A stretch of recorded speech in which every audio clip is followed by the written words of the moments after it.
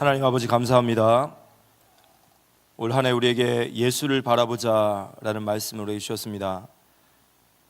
오직 예수를 바라보며 예수 안에서 승리하는 올 한 해가 되게 하시고, 오늘 이 밤에 주님께서 우리에게 예비하신 하나님의 은혜가 있음을 믿사오니 우리 모든 성도들에게 하나의 은혜 부어주셔서 우리가 일어나라 베델로 올라가라 라는 말씀처럼 우리 영적으로 다시 한번 주님 앞에 깨어 일어나는 귀한 축복의 밤이 되게 하여 주시옵소서. 주님 앞에 간절히 기도하는 모든 기도에 응답하시며 오늘 이 자리가 우리의 베델의 자리가 되게 역사하여 주시옵소서. 살아계신 예수 그리스도 이름으로 기도합니다. 아멘. 오늘 우리가 함께 나눌 말씀은 창세기 35장 1절에서 8절까지 말씀입니다. 창세기 35장 1절에서 8절까지 말씀을 우리 한 목소리로 찾으셨으면 합독하도록 하겠습니다. 하나님이 야곱에게 이르시되 일어나 베델로 올라가서 거기 거주하며 내가 내 형 에서의 낫을 피하여 도망하던 때에 내게 나타났던 하나님께 거기서 제단을 쌓으라 하신지라. 야곱이 이에 자기 집안 사람과 자기와 함께한 모든 자에게 이르되 너희 중에 있는 이방 신상들을 버리고 자신을 정결하게 하고 너희들의 의복을 바꿔 입으라. 우리가 일어나 베델로 올라가자. 내 환난 날에 내게 응답하시며 내가 가는 길에서 나와 함께 하신 하나님께 내가 거기서 제단을 쌓으려 하노라 하매 그들이 자기 손에 있는 모든 이방 신상들과 자기 귀에 있는 귀고리들을 야곱에게 주는지라. 야곱이 그것들을 세겜 근처 상수리 나무 아래 묻고 그들이 떠났으나 하나님이 그 사명 골들로 크게 두려워하여 하였으므로 야곱의 아들들을 추격하는 자가 없었더라. 야곱과 그와 함께한 모든 사람이 가나안 땅 루스 곧 베델에 이르고 그가 거기서 제단을 쌓고 그곳을 엘 베델이라 불렀으니 이는 그의 형의 낫을 피할 때에 하나님이 거기서 그에게 나타나셨음이더라. 리브가의 유모 드보라가 죽음에 그를 베델 아래에 있는 상수리 나무 밑에 장사하고 그 나무 이름을 알론 바굿이라 불렀더라. 아멘. 우리 옆 사람과 인사 나눕시다. 베델의 축복을 받읍시다. 오늘 엘 베델이라는 말은 베델의 하나님이라는 뜻이에요.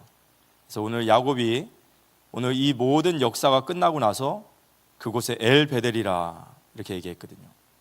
그래서 오늘 금요 이 기도회가 우리가 기도하는 이 자리가 그 시간이 우리에게 베델이었다. 이 자리가 바로 베델의 하나님을 만났던 자리다. 이런 응답과 축복받는 귀한 금요 예배 되어지시길 기도합니다.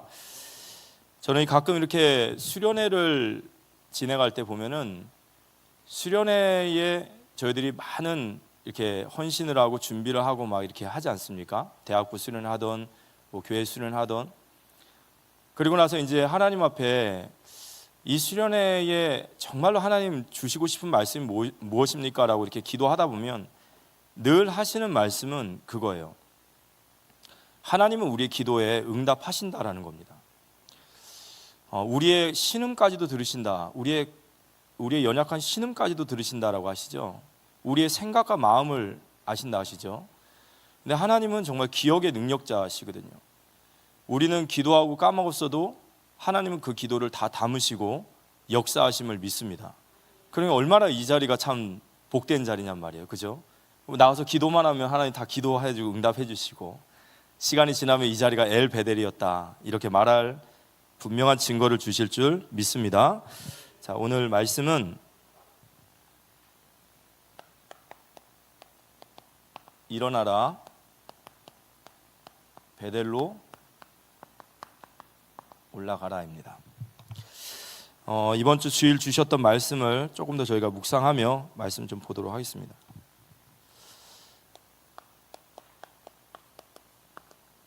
이 예수를 바라보자라는 말씀을 올 한 해 이제 우리에게 주셨습니다.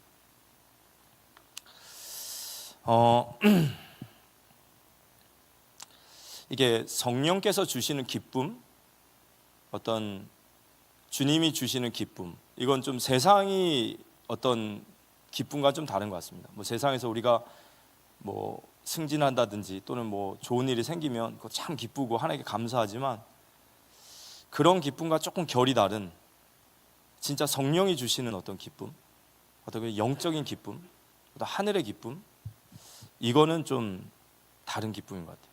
그래서 바울도 감옥에서 너희가 기뻐하라, 또 항상 기뻐하라 이렇게 말했던 것도 감옥에서도 그런 기도를 했는데요.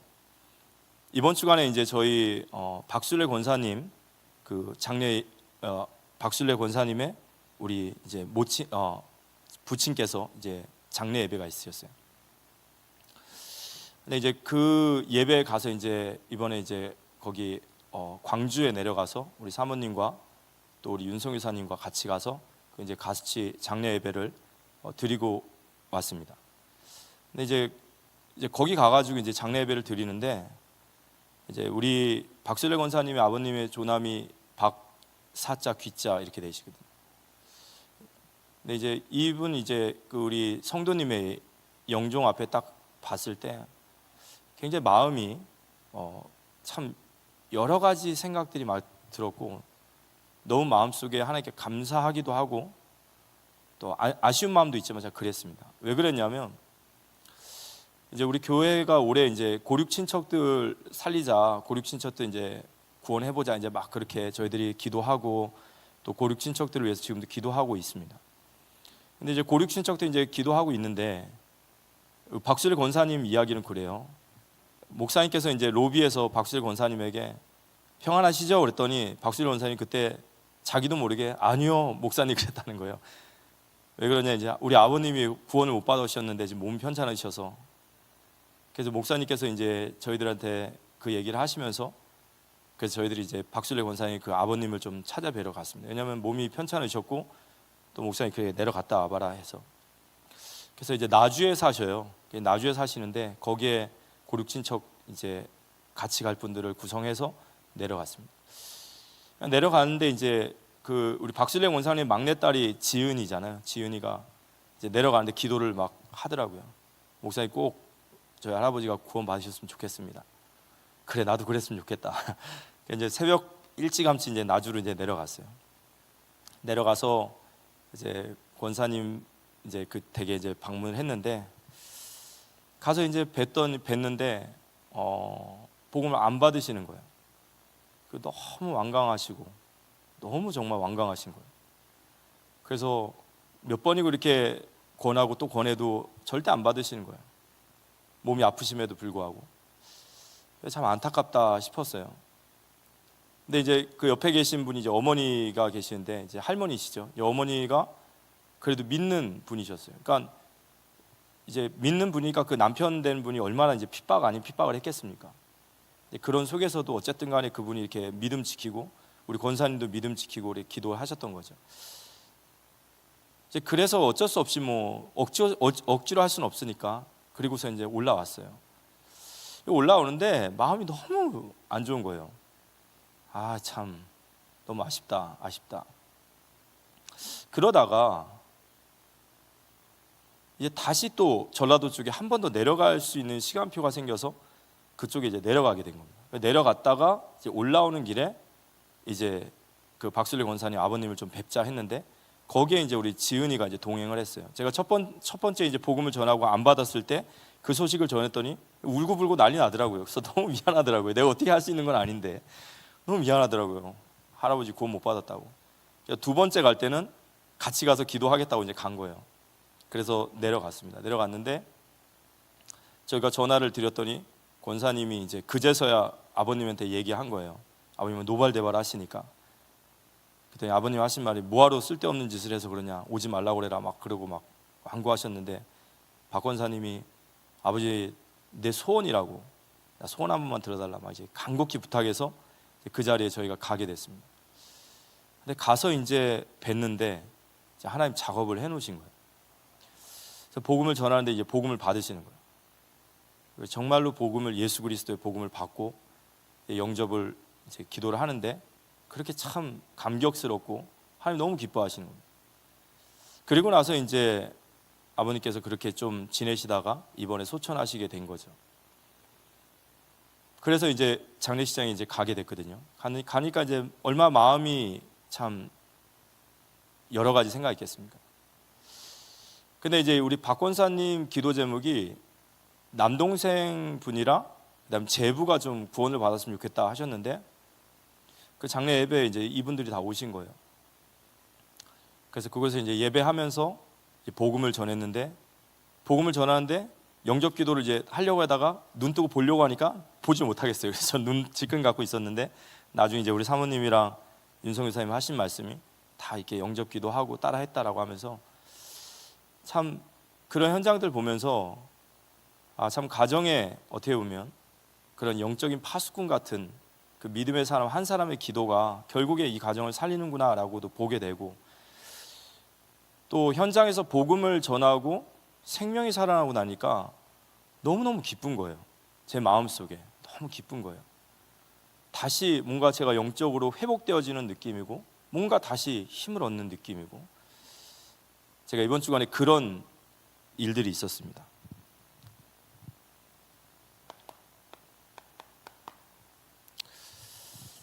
우리 교회와 성도가 이제 살다 보면 위기를 만나는데 핍박이나 고난, 뭐 가난도 있을 수 있고 질병도 있을 수 있겠죠. 어떤 환난이나 위기.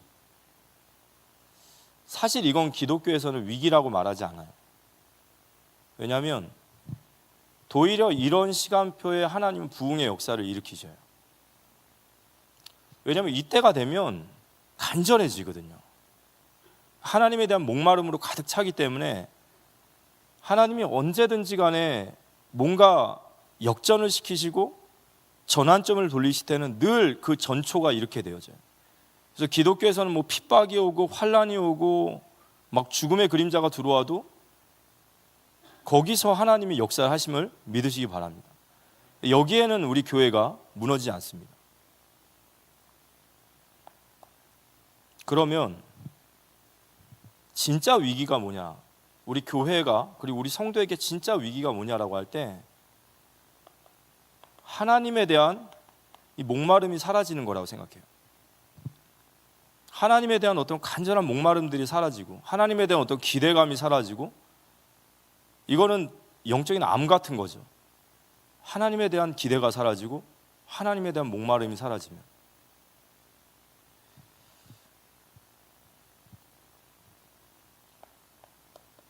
예수 그리스도의 이 생명력 이걸 놓치는 것이 위기겠죠. 예수 그리스도의 생명, 어떤 예수 그리스도의 능력, 어떤 그 믿음 이런 것들을 놓치는 게 저는 그 진짜 교회의 위기가 아닌가 싶습니다.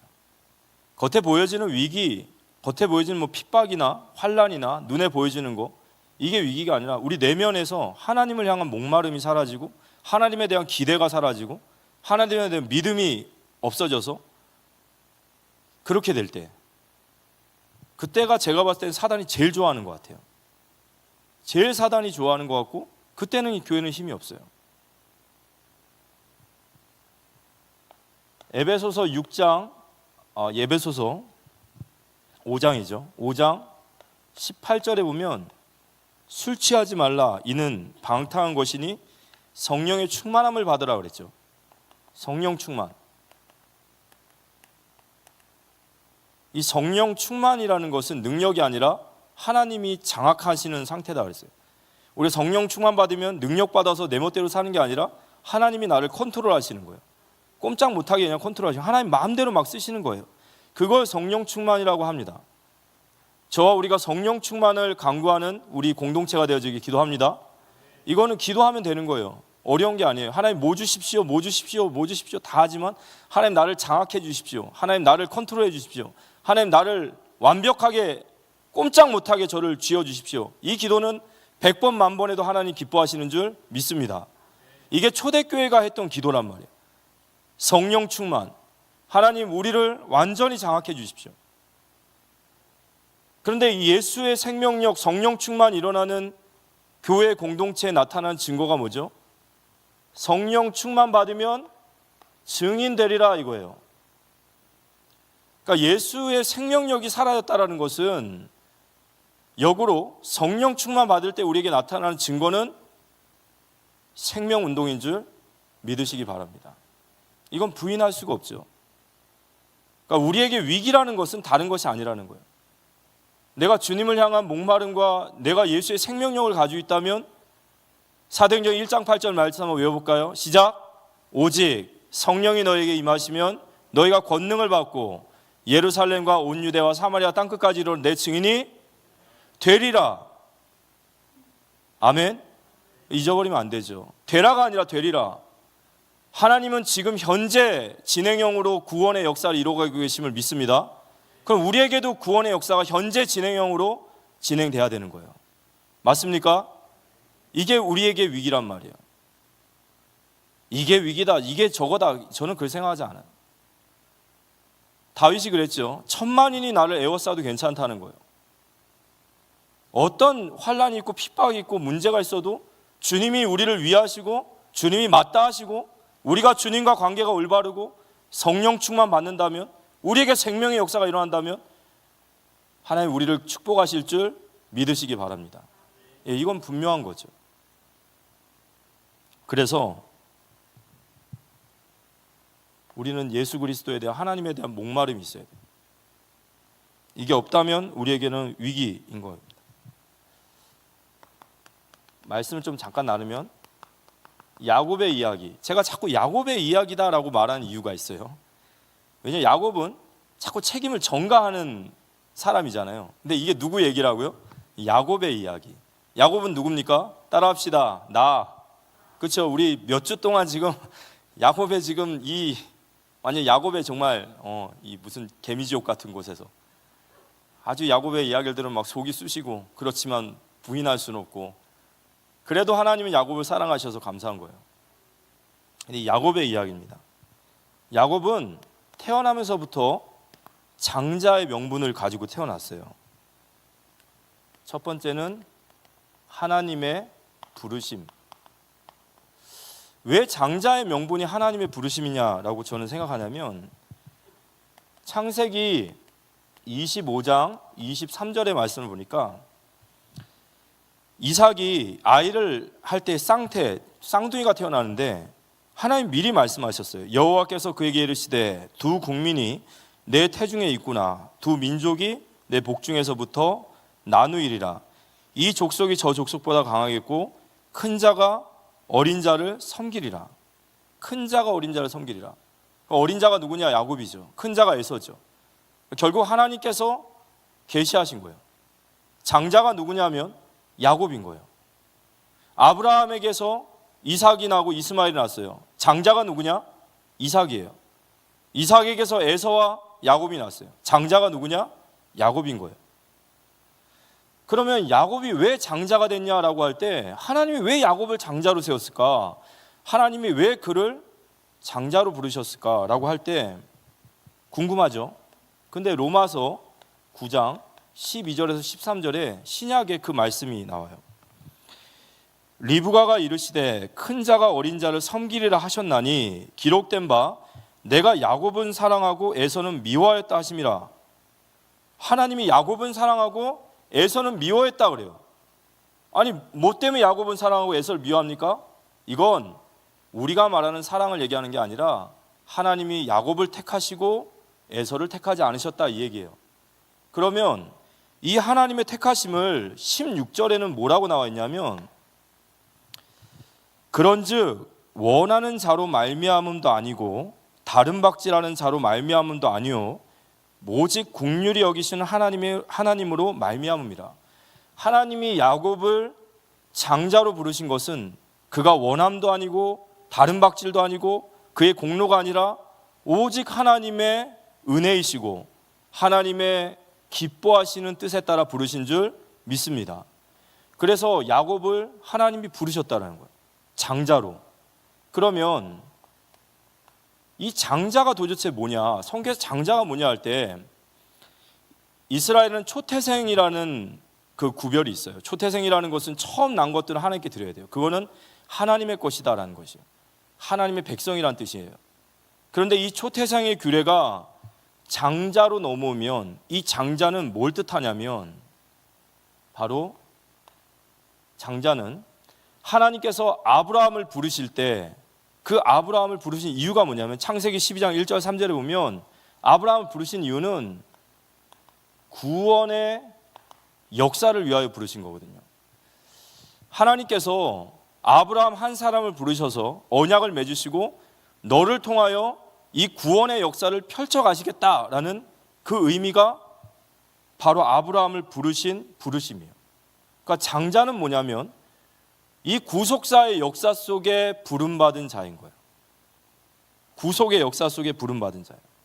그래서 창세기 12장 1절 3절에 우리가 잘 알듯이 하나님이 아브라함을 부르시면서 네가 본토 친척 아버지의 집을 떠나라 그러시면서 내가 너로 큰 민족을 이루고 너로 말미암아 이렇게 쭉 얘기하시다가 3절에 보면은 나와 있어요.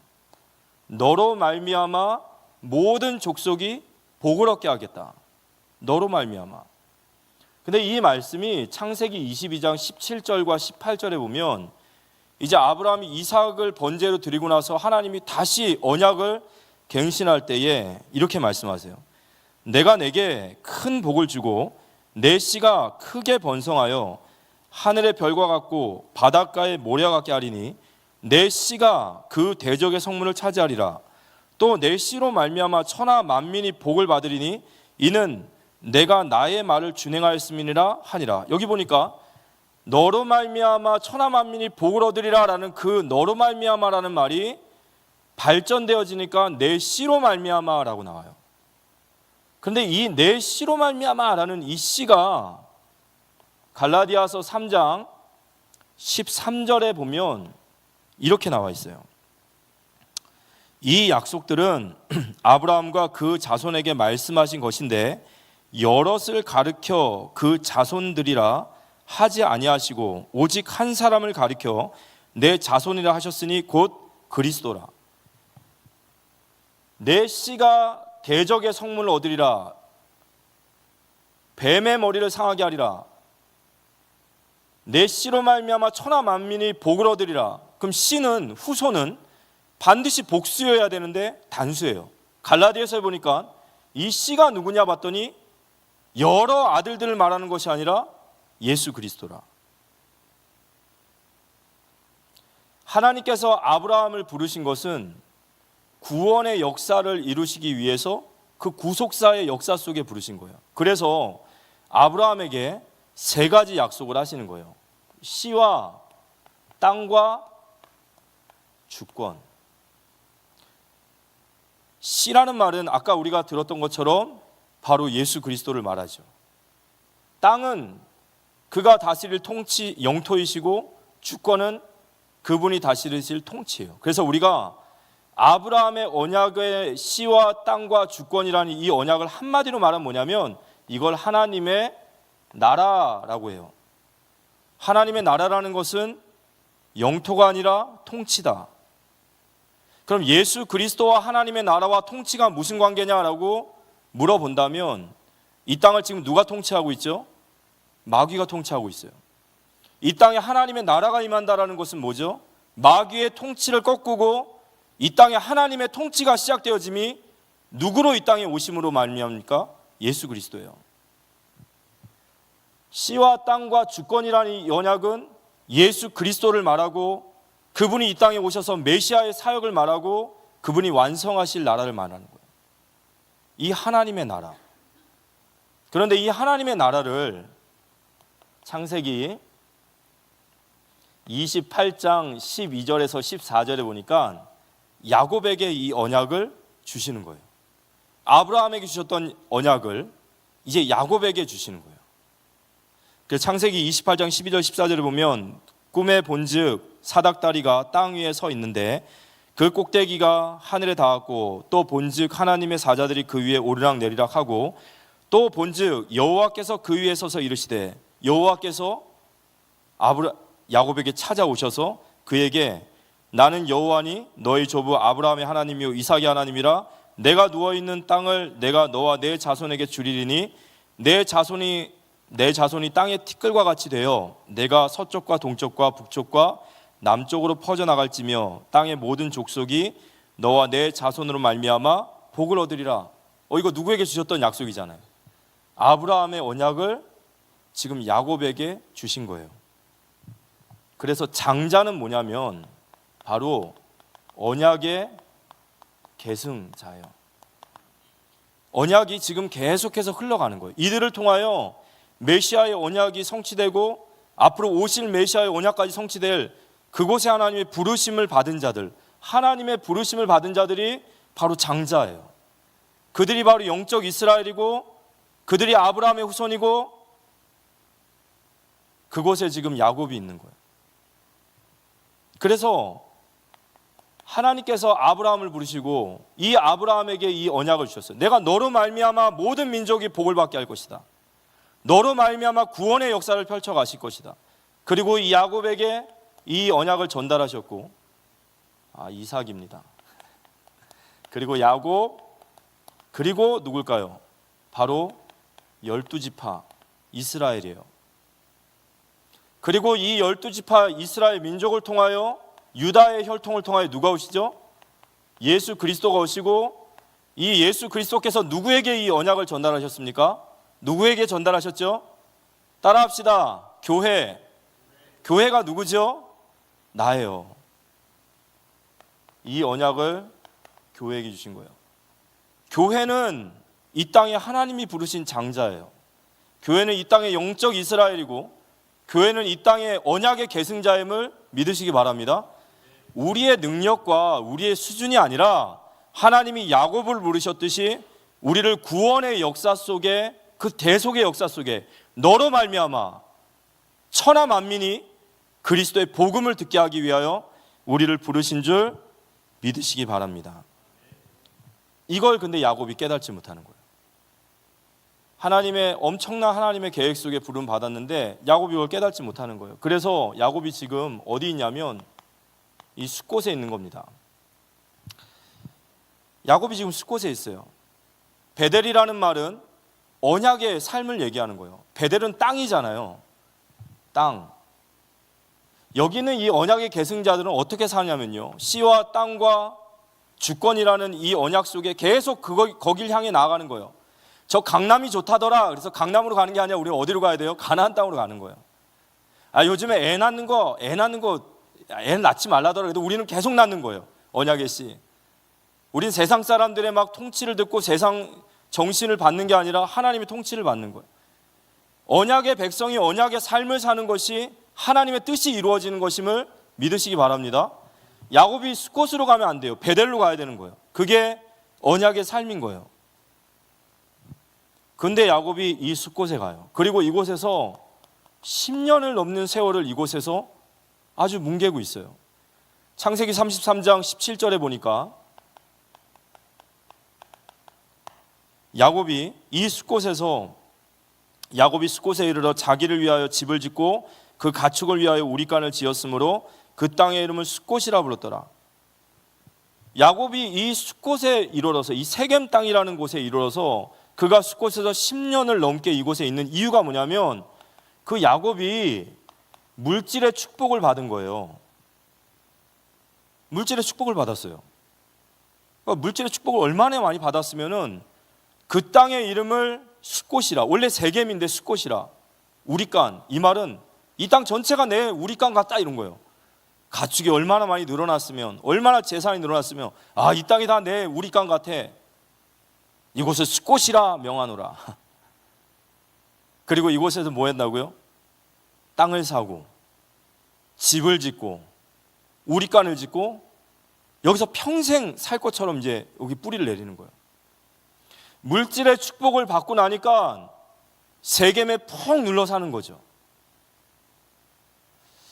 하나님 우리에게 능력 주시고 은혜 주시면 그 자리에 눌러 계지 마시고 언약의 삶을 사시기를 기도합니다. 하나님은 우리를 늘 시험하세요. 작은 하나님 응답 주시면 제발 그 테스트를 잘 넘어가십시오.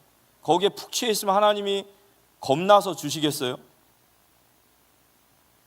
받을 그릇이 안 되는데. 물질의 축복, 어떤 우리 육신의 축복 하나님 다 주실 수 있어요. 근데 문제는 그거 받고 나니까 베델로 갈 생각을 안 하는 거예요. 그냥 세겜에 푹 눌러 사는 거예요.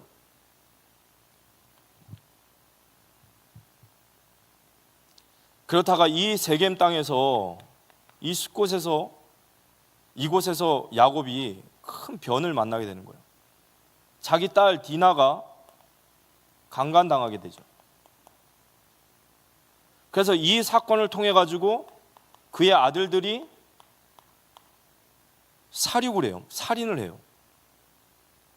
여러분, 우리가 그냥 성경책으로 읽어서 그렇지만 내 아들이 살인을 하고 내 아들이 거기서 약탈을 하고, 끔찍한 일이에요. 내 딸이 강간을 당하고. 그래서 이 세겜 땅에 아주 비겁하게 이 아들들, 이게 하나님의 자녀들이 아닌 거죠. 비겁하게 속여가지고 할례받게 한 다음에 다 죽이고, 죽인 시체를 가가지고 또 재물을 털고, 거기는 여인들과 자녀들을 다 빼앗아 오고, 이게 뭐 하는 짓이에요? 무늬만 하나님의 자녀지, 이거 완전 뭐 불신자보다 더 못하게. 그랬더니 그 세겜의 하몰의 친척들과 그 세겜 주변 사람들, 이웃들이 가만히 있겠습니까? 저 이스라엘 유대인이라고 하는 저 야곱이라는 인간 하나 들어왔는데 우리는 자기한테 호의를 베풀었는데 저 세겜 하몰의 집안을 완전 다 저렇게 비열하게 죽였다는 거예요. 이 세겜의 사람들이 전부 다 이제 야곱을 죽이려고 이제 미워하는 거예요. 이제 복수하려고 하는 거예요. 다 죽이려고 달려드는 거예요. 그때 야곱의 고백이 있죠. 창세기 34장 30절. 여기에 이제 성경이 야곱이 어떤 인간인지를 다 고발해 버리는 거예요. 한번 읽어볼까요? 창세기 34장 30절입니다. 읽어보겠습니다. 야곱이 시몬과 레위에게 이르되 너희가 내게 화를 끼쳐 나로 하여금 이 땅의 주민 곧 가나안 족속과 브리스 족속에게 악취를 내게 하였도다. 나는 수가 적은즉 그들이 모여 나를 치고 나를 죽이리니 그러면 나와 내 집이 멸망하리라. 여기 야곱이 그 아들들 시몬과 레위를 불러다가 너희들 때문에 내가 이 민족들에게 악취를 내게 했고 지금 내가 죽게 생겼다. 너희가 내게 화를 끼치고 나로 하여금 나 때문에 나를 죽이고 내 집을, 계속 수식어가 나죠. 여기 보면은 이 짧은 구절에 나가 7번 나와요. 7번 완전수죠. 그러니까 이 사람이 얼마나 자기 중심적이고 이기적인 사람인지. 근데 이 야곱이 지금 이 모든 일이 누구 잘못이라고 그러죠? 너희 때문이야 그래요. 시몬과 레위 때문이야 그래요.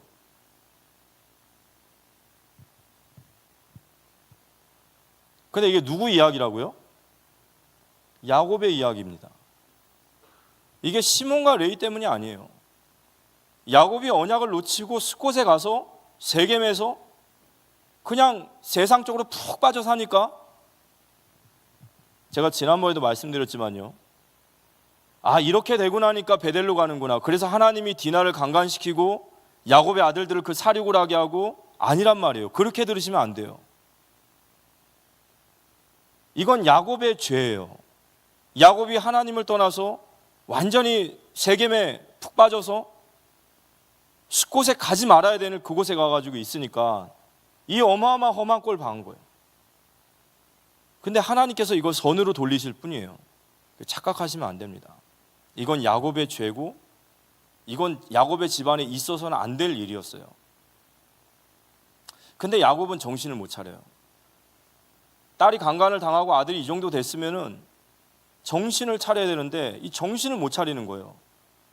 계속해서 남 탓만 하는 거예요. 너 때문이고 네 때문이고 너 때문에 내가 그러고.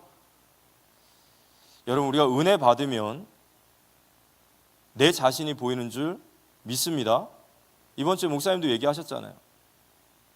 은혜 받으면요, 내 눈에 들보가 보여야 되는 거예요. 어디 남의 눈에 티를 가지고 은혜 못 받으니까 맨날 하는 말, 입이 맨날 너 때문에, 누구 때문에, 이것 때문에. 우리가 은혜 받으면 다 살리게 될 줄 믿습니다. 이게 진짜 솔직한 거죠. 그래서 야곱이 정신을 못 차리고 있는 거예요. 10년이 넘게 지금 숫곳에서 이 깊은 영적인 이 수렁에 딱 갇힌 거예요. 영적으로 완전히 깊게 그냥 잡힌 거예요. 이때 하나님께서 야곱에게 이제 말씀하신 거죠. 일어나라, 베델로 올라가라. 이때 야곱에게 말씀하신 거예요. 일어나라, 베델로 올라가라. 베델로 올라가라 하셨죠? 왜 베델이죠? 제가 이번 주간에 이 말씀을 계속 묵상하면서 하나님께서 야곱에게 베델로 올라가라 하시는데 이런 말씀하세요. 창세기 35장 1절에 보니까 하나님이 야곱에게 이르시되 일어나 베델로 올라가서 거기 거주하며 내가 내 형 에서의 낯을 피하여 도망하던 때에 내게 나타났던 하나님께 거기서 제단을 쌓아라. 하나님이 베델로 그냥 올라오라 하면 되는데 하나님 베델로 올라오라 하면서 옛날 이야기를 끄집어내요. 내 형의 낯을 피해서 도망하던 때에 거기서 제단을 쌓던 그곳에 돌아가라는 거예요. 그럼 이 베델이 뭐냐? 이번 한 주간 이 말씀을 계속 묵상하면서요, 이 베델이라는 곳은 야곱에게 두 가지 의미가 있는 것 같아요. 첫 번째는 하나님을 만난 곳이에요. 야곱이 처음으로 하나님을 만난 곳이에요. 사닥다리가 놓여지고 그곳에 천사가 왔다 갔다 하면서 그 사닥다리 위에 여호와 하나님을 봤던, 아브라함의 하나님이 아니라 이삭의 하나님이 아니라 난생 처음 하나님의 임재 앞에 섰던 자리, 하나님을 체험했던 자리, 하나님을 만났던 자리, 우리로 말하면 뭘까요? 은혜의 자리인 것 같아요.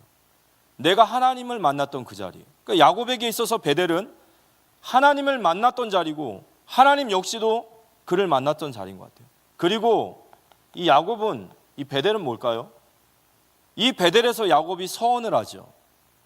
하나님, 내가 이곳에 돌아오면 이렇게 하겠습니다, 저렇게 하겠습니다. 야곱이 이곳에서 서원한 자리예요. 그 말은 야곱이 이곳에서 고백을 했던 자리예요. 야곱의 고백이 있던 자리예요. 뭔가 하나님 앞에 은혜를 받고 하나님 앞에 고백했던 그 자리. 저는 이렇게 두 가지로 들려졌어요. 아, 베델로 돌아오라는 말은 하나님을 만난 그 자리, 그리고 내가 하나님 앞에 고백했던 그 자리, 그 자리로 돌아오라 하시는 거구나. 거기를 돌아오라 하시는 거구나. 근데 이 베델로 돌아오라 딱 말할 때 야곱이 창세기 35장 2절에 보니까 야곱이 이에 자기 집안 사람과 자기와 함께한 모든 자에게 이르되 너희 중에 있는 이방 신상들을 버리고 자신을 정결하게 하고 너희들의 의복을 바꿔 입으라. 우상을 버리라. 이렇게. 이 야곱 집안은 하나님 믿는 집안이고 이 믿음의 명가의 어떤 그 흐름이잖아요. 아브라함과 이삭, 믿음의 완전 명가죠. 근데 이 믿음의 명가에 우상이 있는 거예요. 이방 신상들로 가득 차 있는 거예요. 자기가 제일 사랑하는 라헬은 드라빔을 품고 있어요. 아무리 봐도 야곱이 나쁜 놈이에요. 그죠? 아무리 봐도 야곱이 맛이 간 거예요. 전혀 영적이지 못한. 이 믿음의 가정에 우상이 있다는 거예요. 우상을 버리라 그래요. 우상을 버리라. 근데 제가 이번 주 수요일 날 제가 수요예배 말씀을 들으면서 우리 선교사님께서 일어나라 라는 말을 하셨어요. 이 일어나라는 말이 무슨 말이냐면 히브리어로 쿰이래요. 쿰. 자, 따라해 봅시다. 쿰. 이제 히브리어 하나 배우신 거예요. 쿰. 근데 여러분, 이 쿰이라는 말이 혹시 어디서 나왔을 것 같아요? 이거 어디서 많이 들어보셨죠? 맞습니다. 달리다굼. 그거예요. 달리다굼. 마가복음 5장 41절에 보면 야이로의 딸이 죽었어요. 죽은 야이로의 딸을 향해서 그리스도께서 소녀 일어나라 말씀. 그게 달리다굼이었어요. 일어나라. 우상을 버리고 베델로 나오라, 이 말을 저는 어떻게 들리냐면 죽음의 자리에서 나오라는 거예요. 우상을 버리고 그 숲곳에서 나오라는 것이 그 죽음의 자리, 그 죽음의 자리에서 일어나라 이거예요. 거기서 나오라 이거예요. 그 죽음의 자리에서 굼.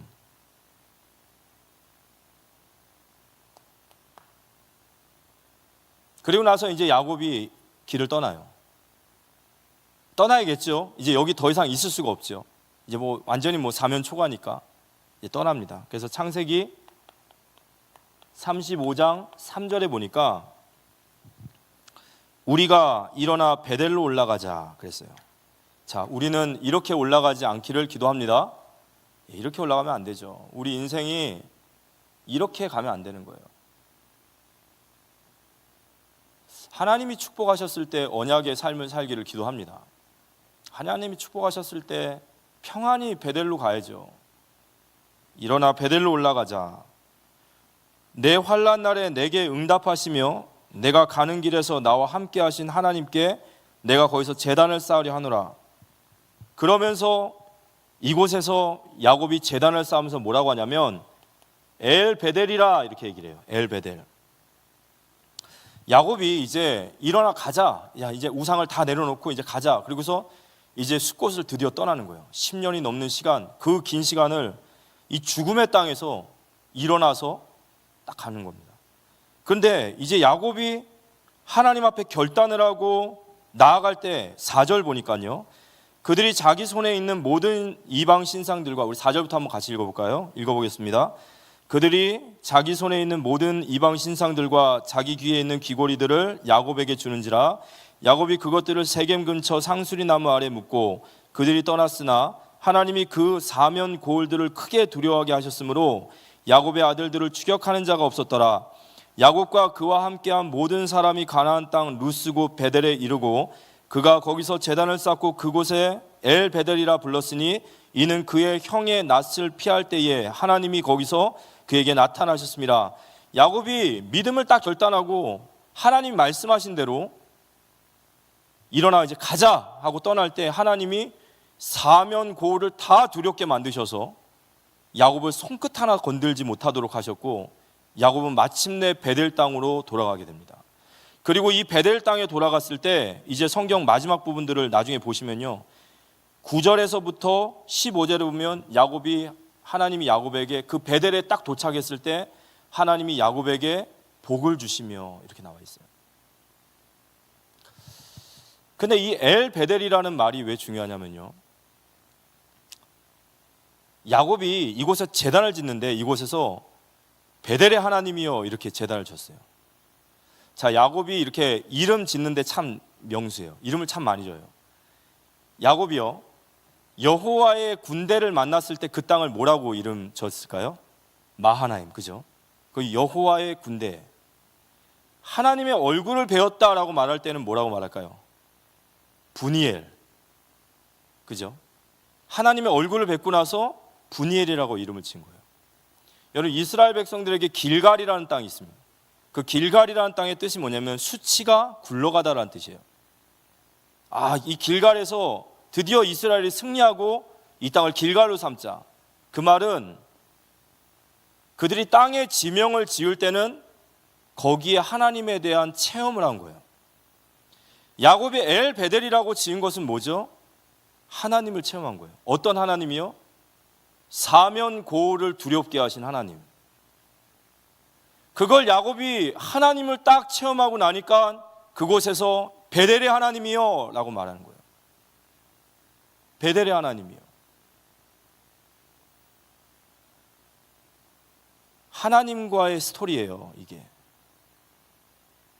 오늘 이 금요 예배가 우리에게 엘 베델이 되어지기를 기도합니다. 이곳에서 하나님 앞에 기도하고 하나님의 뜻을 따라서 기도하고 하나님께 울부짖고 부르짖는데 이걸 체험하는 거예요. 하나님 말씀을 순종하고 나가는데 하나님께 체험하는 거예요. 그러면 그때 우리가 뭐라고 말한다고요? 엘 베델이라 말하는 거예요. 우리의 신앙에 이러한 고백과 제단이 세워지기를 기도합니다. 하나님께서 이걸 우리에게 원하시는 거죠. 그래서 야곱은 베델 땅으로 가게 되고 이제 이 베델에서 하나님이 그에게 언약을 갱신하시고 거기서부터 하나님이 야곱을 다시 한번 축복하십니다. 오늘 결론적으로 말씀을 마치면요,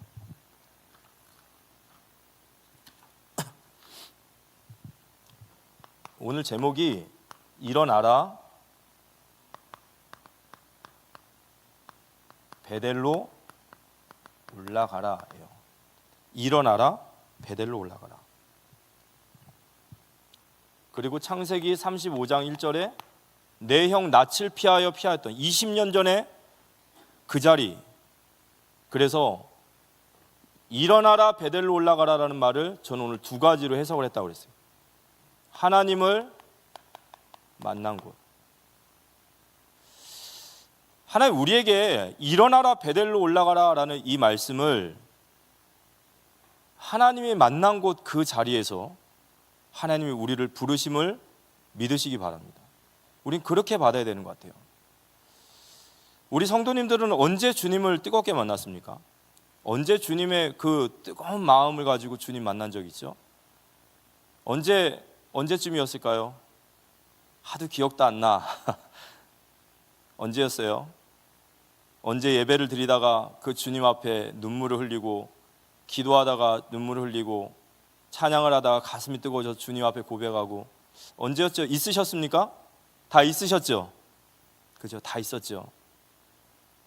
여러분 사람이요, 사랑하는 사람은요, 뭐가 있어서 사랑하는 게 아니에요. 그죠? 사랑하는 남자와 여자가 사랑을 하면요, 뭐 재미있는 거 재미없는 거 다 필요 없어요. 뭐만 있으면 돼요? 당신만 있으면 돼요. 둘만 있으면 행복한 거예요. 근데 어느 날 안타깝게 남자로 합시다. 남자가 마음이 변했어요. 만나는 거 늘 만나는 것 같고 이야기하는 거 늘 이야기하는 것 같은데 이 남자의 마음이 슬 변했어요. 식었어요. 그걸 알까요 모를까요? 알죠. 사람 기가 막혀요. 귀신같이 알아요. 그죠? 그걸 알 때 그 여자의 마음은 어떠죠? 주님이 우리에게 왜 베델로 올라오라 하실까요? 주님은 그때를 기억하고 계시는 거예요. 내가 너를 만나서 주님 우리 사랑하십니다. 지금도 사랑하고 계시고 한결같이 우리만 사랑하시는 것 같아요. 그 주님을 만났던 자리를 회복하시기 바랍니다. 이거 회복하셔야 됩니다.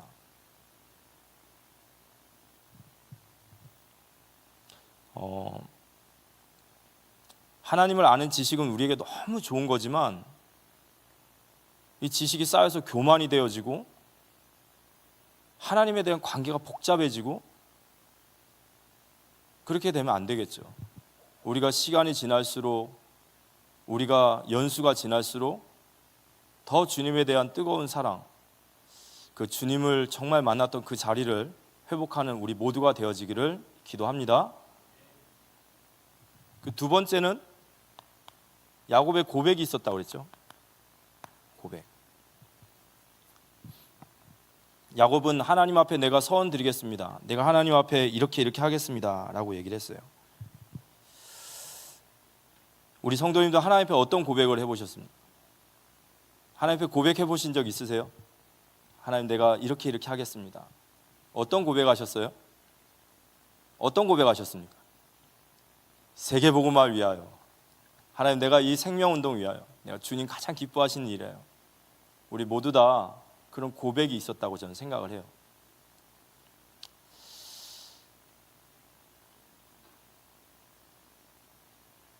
저와 여러분의 사명은 세계복음화인 줄 믿습니다. 그럼요. 우리가 하나님 앞에 정말 뜨겁게 은혜를 받고 그리고 그 주님 앞에 우리의 부름받은 하나님 나를 부르셨구나.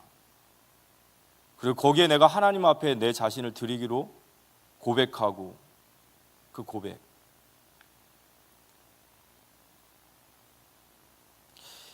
요즘에 좀 민감한 얘기긴 한데요. 질문 하나 해볼까요? 우리 성도님들은 다락방 전도 운동을 어떻게 생각하십니까? 다락방 전도 운동이 단체 이름인가요? 저는 한 번도 그렇게 듣지 못했어요. 다락방 전도 운동은요, 예수님의 공생의 3년 동안 주님 앞에 가르침을 받고 그 제자의 길을 걷기로 한 그들이 120명의 그들이 사도행전 1장 1절에서 8절의 말씀 붙잡고 기도하다가 그들에게 성령이 임하신 거예요. 그 성령의 충만함이 임하고 나니까요, 예루살렘, 온 유대, 사마리아, 땅끝까지 복음이 확산되는 거예요. 이방의 땅으로 계속해서 복음이 나아가는 거예요. 근데 이 복음을 막으려고 막 로마에서 유대가 헬라가 핍박을 하고 가두고 죽이는데 복음이 막아지질 않는 거예요. 이 복음이 계속해서 핍박하며 할수록 더 힘있게 증거되는 거예요. 은과 금은 내게 없거니와 내게 있는 것으로 내게 주노니 나사렛 예수 이름으로 일어나 걸으라 말할 때 하나님은 그곳에서 기적을 일으키셨고 3,000명이 회개하고 5,000명이 회개하고 이스라엘의 역사가 일어나는 거예요. 마가 다락방에서 일어난 전도운동, 저는 그게 다락방 전도운동이라고 믿어요. 그게 실체입니다.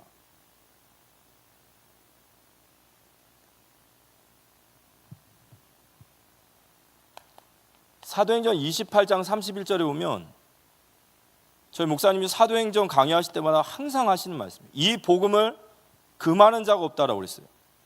이 복음은 누구도 막을 수 없고 누구도 금할 수 없어요. 맞습니까? 그 사실을 믿으십니까?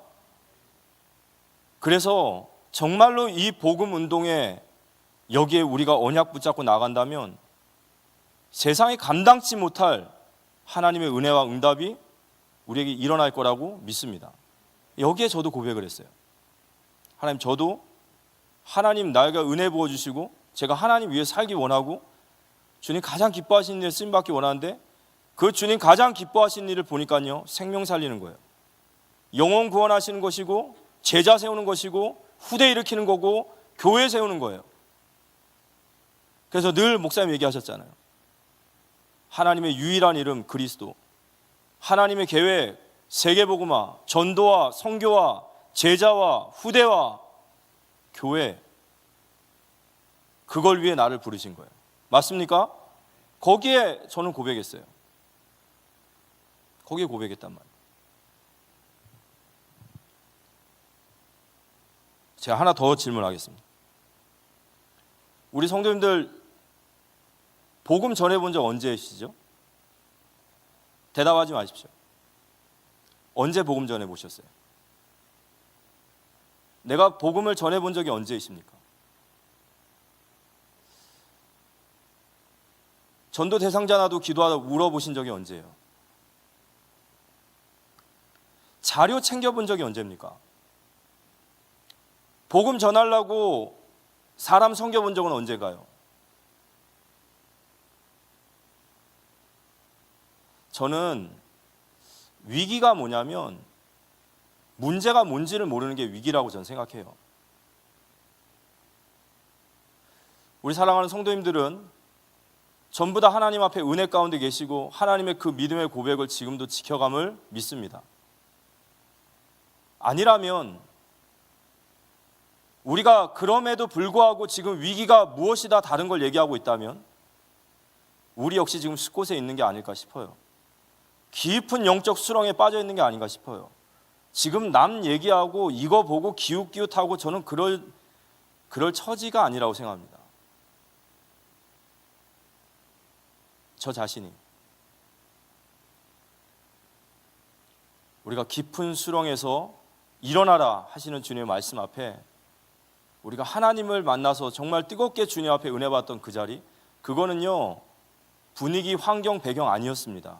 맞습니까? 그거 아니었어요.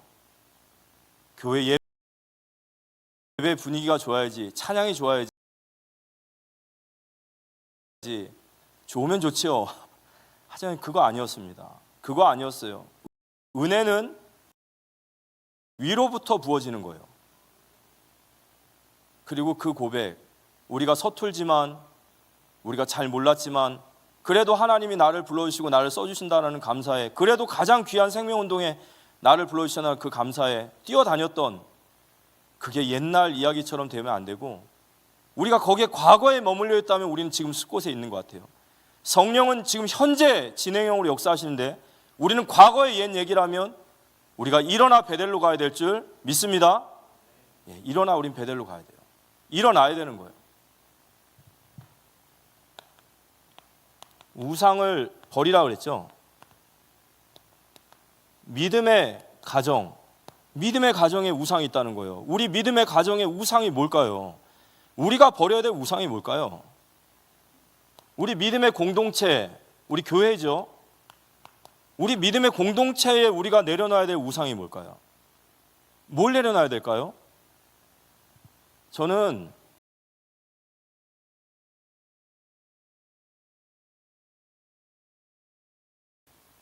우리가 내려놔야 될 드라빔은 뭐냐면요, 이 드라빔 가지고 있으면요 물질의 축복을 받는 통로가 되는 거예요.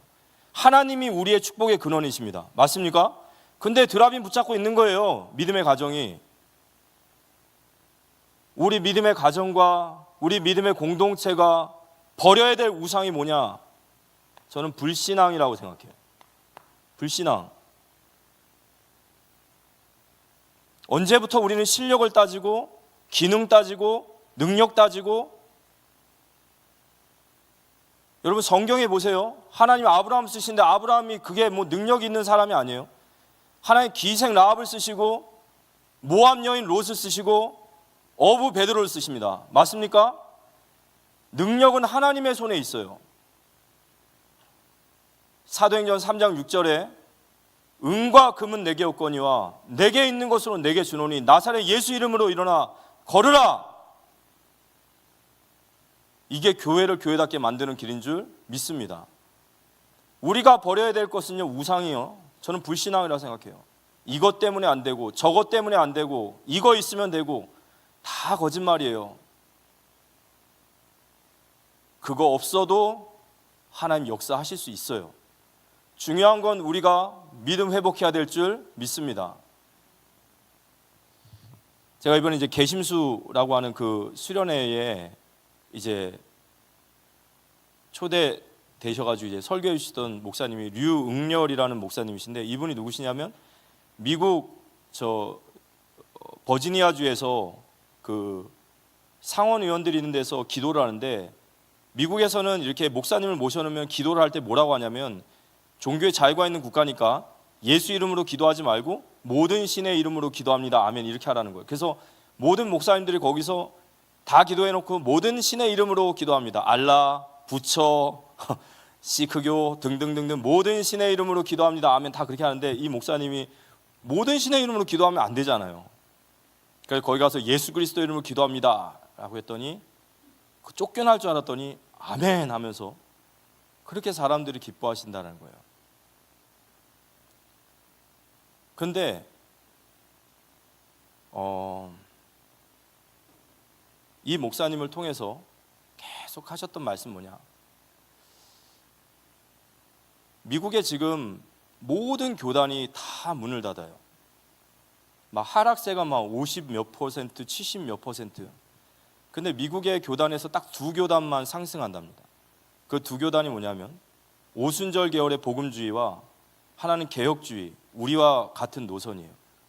다른 교단은 다 무너지는데 이 두 교단만 상승해요. 근데 이 두 교단과 다른 교단의 차이가 뭐냐? 하나님의 말씀을 말씀으로 받고 오직 예수가 그리스도이심을 증거하는 교단이에요. 우리가 세상 속에 살면서 세상의 방법, 세상의 것 가지면 성장할 것 같고 승리할 것 같죠? 하나님 기분 나빠하세요. 우리가 정말로 예수 그리스도에 대한 믿음이 회복될 때 하나님 우리에게, 우리 믿음의 공동체에 하나님의 부흥의 역사를 부어주실 줄 믿습니다. 우린 이 사실을 믿어야 되는 거예요. 이 사실을 믿지 않고 다른 이런 저런, 저는 이게 바로 우상이라고 생각합니다. 우상을 버리는 이 밤 되어지길 기도합니다. 엘베델.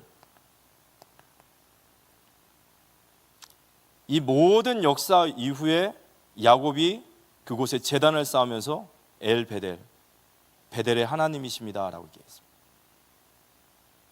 이게 저와 우리 교회 공동체가 받아야 될 축복인 줄 믿습니다. 우리가 하나님 앞에 믿음으로 서서 믿음의 길을 가면요, 우린 분명히 엘베델이라는 제단을 쌓게 될 겁니다. 그리고 우리 후대들도 질문하겠죠. 이 기념비가 무엇입니까? 우리가 이러한 위기 때가 있었지만 우리가 그때 갱신의 기회를 삼고 믿음으로 나아갈 때 하나님 우리를 축복하셨다. 엘 베델. 이런 귀한 축복과 응답받는 우리 모두가 되시기를 살아계신 예수님의 이름으로 기도합니다. 우리 잠깐 찬양하고 기도하는 시간 갖도록 하겠습니다. 주는 완전합니다 라는 찬양을 우리 같이 할 텐데요, 이 찬양의 가사를 보시면서 우리가 연약하고 우리가 부족하고 하나님이 하실 겁니다 라는 것도 다 중요하지만 저는 이 부분을 좀 보셨으면 좋겠습니다. 후렴 부분에 보면 가릴 수 없는 주의 영광이라는 이 부분이 있어요. 가릴 수 없는 주의 영광이라는 말은 세상에 어떤 일을, 어떤 방해를 해도요, 하나님의 영광은 가려지지 않습니다. 하나님은 하나님의 일을 반드시 하셔요. 그래서 우리는 여기에 우리의 소망을 가져야 됩니다. 그래서 우리가 이 찬양할 때 주님은 완전하십니다. 주님 완전하심을 우리가 고백하고 하나님 우리가 일어나 베델로 올라가는 귀한 시간 될 수 있도록 우리 같이 찬양하고 기도하는 시간 갖도록 하겠습니다.